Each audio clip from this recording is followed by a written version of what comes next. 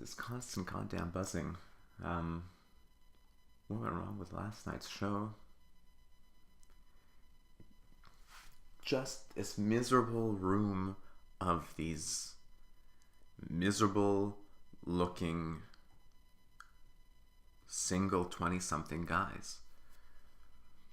And older. And you look around and you realize that you're in this room as well. It's like the terrible realization I have whenever I'm in an intercity bus terminal that, like, I'm just another bus person. And it's wretched.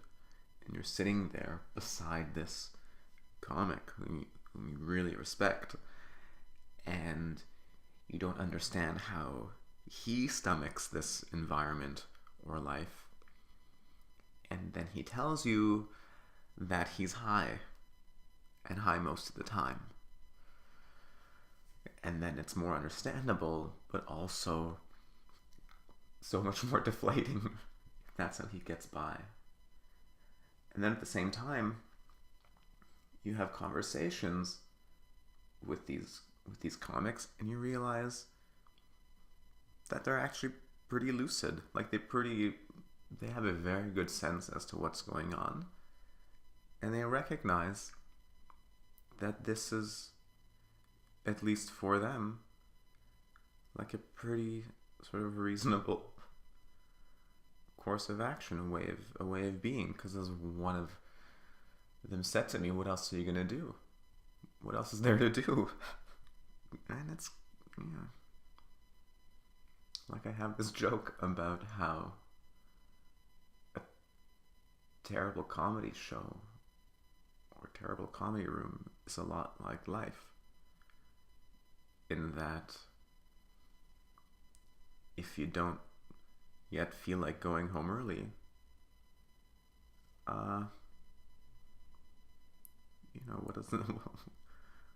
You might as well just stick around and tell some jokes.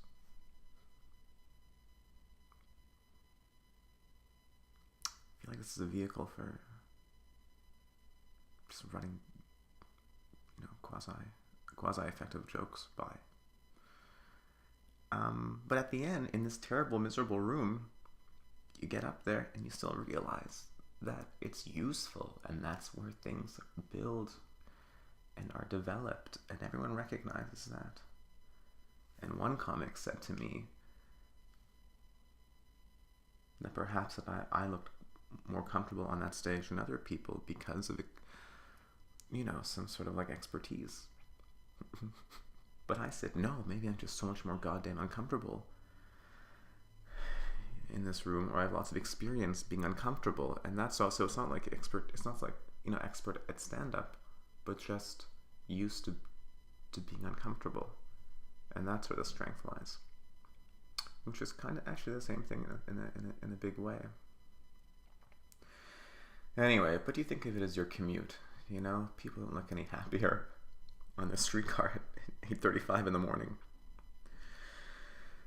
Yeah, and then I just